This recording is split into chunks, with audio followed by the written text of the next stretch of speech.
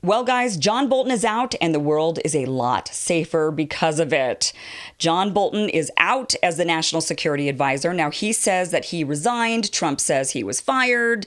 It probably was somewhere in the middle there, a bit of both. It's kind of like a bad breakup. Who broke up with who? It doesn't really matter. What matters is John Bolton is out and the world is safer.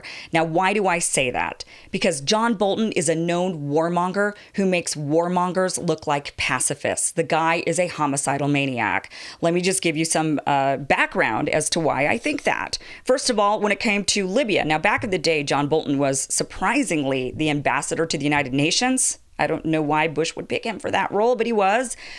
And he advocated during that time for toppling Gaddafi, going in and killing him. Kind of like what we ended up doing under Clinton and Obama. But basically, Bolton wanted to do that under Bush. On the other hand, Bush wanted to strike a deal with Gaddafi, a nuclear deal, basically saying that he was going to limit, he was no longer to make nukes, and we would, not kill him. Bolton was not in favor of that plan, to the point where the Bush administration had to actually limit John Bolton from the discussions. They kept him out of the loop because they didn't want the guy souring the deal. That's how big of a warmonger the guy is. By the way, while he was the ambassador to the United Nations, he said that he didn't even think that the entity should exist. He was kind of like, why are we here? Why are we doing this? We don't need a United Nations. Let's get rid of it.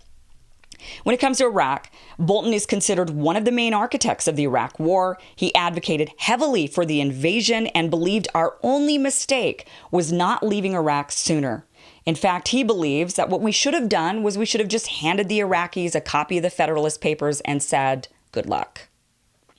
When it comes to Syria, Bolton favors jihadists in an attempt to overthrow Bashar al-Assad, essentially recreating what we've done in Venezuela. So a little bit of a history lesson with Venezuela. They were once under a Soviet-backed government. We didn't like this. This was during the Cold War, and we were really against the Soviets and anything they were doing. And so we funded the Mujahideen, which was a coalition of jihadist groups.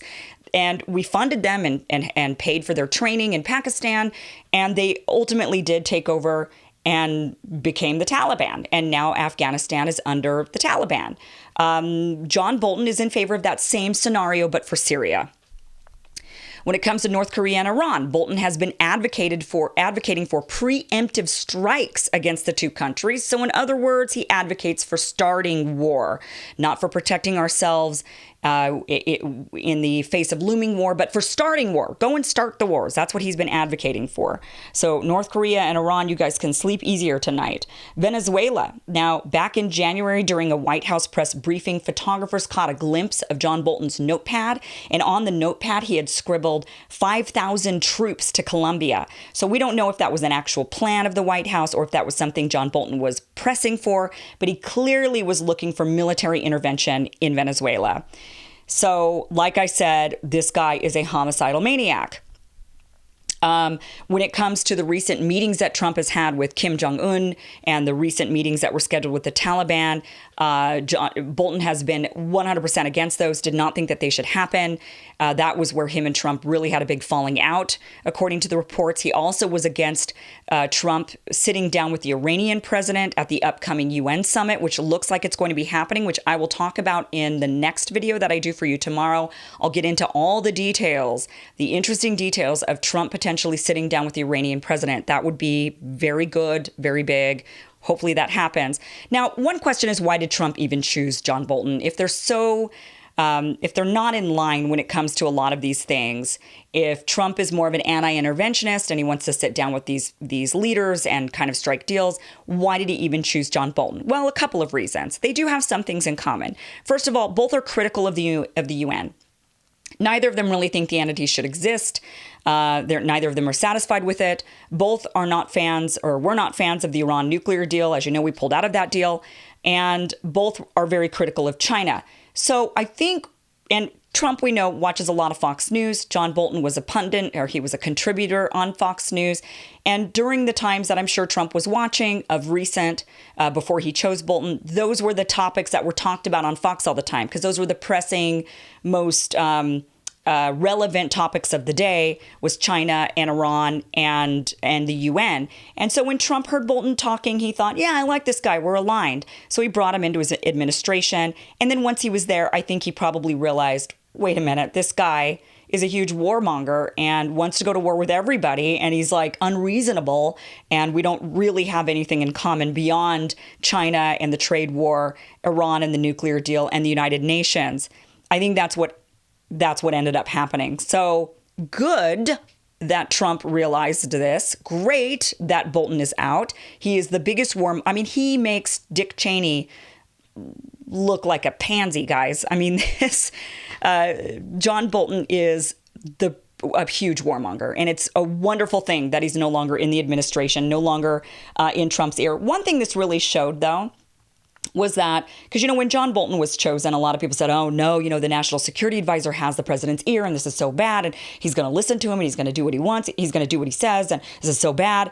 And I think what this showed is that Trump doesn't listen to anybody. And in some ways, it's good, because sometimes people around him aren't so good. And when that's the case, it's good that Trump has a mind of his own, and he says, you know what, I don't really like what you have to say to me. I'm going to do what I want. That's what this 100% proved. One other thing I wanted to bring up was that CNN, luckily most people have been pretty happy about this news today, except CNN. I think they should change their name to TNN, the Trump News Network. That's all they ever talk about. But they went around today saying they were criticizing this. One here is a headline that they had today. John Bolton's firing shows again that Donald Trump has zero plan. Guess what, guys? I like that he's not taking this plan, okay? What we don't want is John Bolton's plan. So if you're going to criticize him and say, oh, he doesn't have a plan, look, we don't want this plan. This is a plan we don't want. This is good. This is a good thing. Let's not criticize this. So we're going to wait and see who he ends up replacing John Bolton with. It's going to be hard to find a bigger warmonger. So I think we can all kind of rest easy that the next person's not going to be such a hawk. And that'll really, I think, shape what happens going forward with the talks with the Taliban, with Iran, and continued talks with North Korea. So it'll be really interesting. And of course, I'll keep you posted on who he ends up selecting. And again, tomorrow, I will talk more about the potential meeting with the Iranian president, and I'll talk about the various things that have happened that have led up to this point and where the world is at when it comes to Iran. Are we going to war with Iran? That is something we will talk about in the next video. Thank you so much for watching. If you would like to support this channel, whenever I talk about war and terror, I do get demonetized. Your support is very much appreciated. I have a PayPal link down below and a Patreon link down below. I do rely on your support quite a bit, so I thank you so much, and thank you so much for watching.